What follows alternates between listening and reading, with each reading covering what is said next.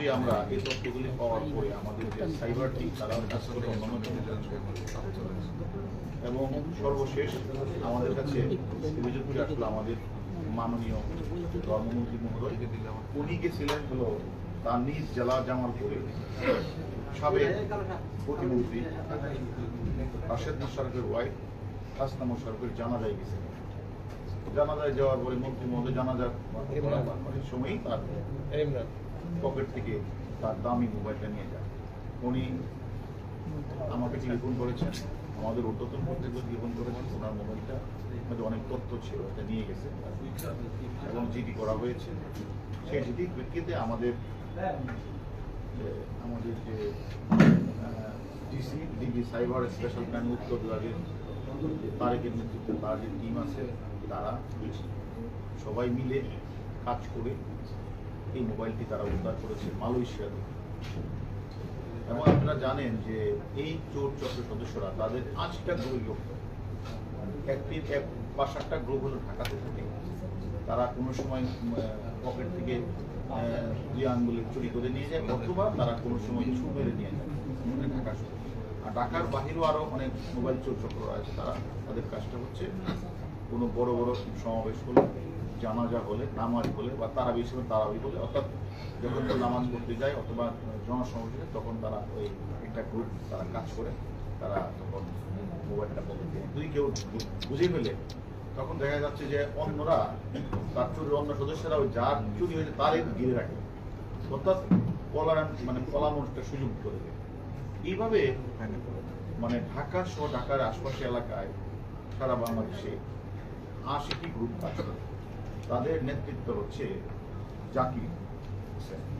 ও হলো এই 80টা গ্রুপের এই সর্দার। তারা বিভিন্ন জায়গাগুলো চুরি করে এনে মোবাইলটা তার কাছে দেয়। সে আবার তার একটা গ্রুপ আছে, সে দামি মোবাইলগুলি সে করে কি এটা কোনো সময় এটা চলে মালয়েশিয়া, দুবাই, ইন্ডিয়া, এই যেগুলো তারা পাঠিয়ে দেয়। এবং সেটা করে তারা এই মোবাইলটা যখন ঢাকায় জমা হয়, দামি মোবাইলগুলি তারা পাঠিয়ে দেয় হলো রিয়াজউদ্দিন মার্কেট, চিটাগাং কুরিয়ার সার্ভিসের মাধ্যমে তারা ওই রিয়াজউদ্দিন মার্কেটে আরেকটি চক্র আছে, সেই চক্রের কাছে পাঠিয়ে দেয়। তারা আবার মানে এটা মানে মালয়েশিয়া, ইন্ডিয়া, দুবাই পাঠিয়ে এবং এইরকম ভাবে তারা এই কাজটা বহুদিন ধরে করে আসছে। যে মোবাইলটাতে মানে মোবাইলটা লক করা থাকে ব্যক্তি, যদি লকটা যেটা খুলে ফেলে, তারা হয়তো কয়েকবার চেষ্টা করে যদি লকটা খুলে ফেলে অথবা আইনি নাম্বার দিয়ে থাকে, তাহলে তারা করে কি এটা একটু বেশি দামে বিক্রি করে। আর যেটা লক খুলতে পারে না, এটা একটু কম দামে তারা বিক্রি করে। এইভাবে আমাদের বিশেষ করে আমাদের ওয়েব বেসড ক্রাইম ইনভেস্টিগেশন টিমের ইনচার্জ এডিসি আশরাফুল্লাহ, ও এরকমভাবে বিভিন্ন এর আগেও সে প্রায় 20-30 জন চোরকে তারা ধরেছে, প্রায় শতাধিক মোবাইল উদ্ধার করেছে। এবারও তারা প্রায় এই চোর চক্রের সর্দার সহ প্রায় 8-9 জনকে তারা গ্রেফতার করেছে।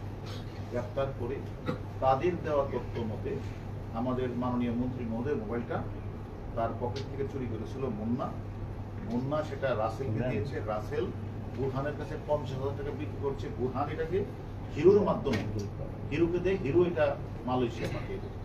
তারপরে আমরা একে মুন্না, রাসেল এদেরকে গ্রেফতার করার পরে আমাদের প্রেশারাইজ করার পরে নেপাল এই মালয়েশিয়া থেকে তারা মোবাইলটা তুলে দিয়েছেন।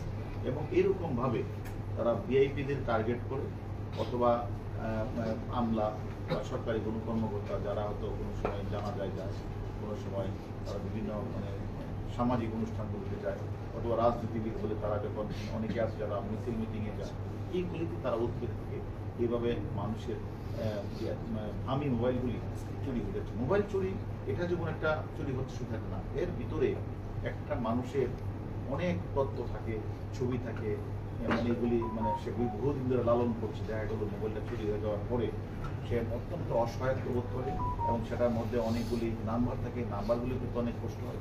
সব কিছু মিলিয়ে আসলে আমরা এই যে 80টা চোর চক্রের সন্ধান পেয়েছি, তার সরকারগুলো জাকিরকে আমরা গ্রেফতার করেছি। তারা আমাদের কাছে স্বীকার করেছে যে আনুমানিক 10,000-এর অধিক মোবাইল তারা তারা চুরি করেছে এবং তারা এবং এগুলি ম্যাক্সিমাম ক্ষেত্রে দামি মোবাইলগুলি তারা চিটাগাংয়ের রিয়াজউদ্দিন মার্কেট তারা এগুলি সাপ্লাই দিয়েছে এবং আমরা এদেরকে এরা কোথায় কোথায় তাদের ঢাকা শহরেও কোন কোন জায়গায় তাদের মার্কেট আছে সেটাও আমরা তাদের নাম্বার পেয়েছি, সেগুলি আমরা খোঁজখবর নিচ্ছি। পাশাপাশি রিয়াজউদ্দিন মার্কেট এলাকায় তাদের খোঁজখবর নিচ্ছি।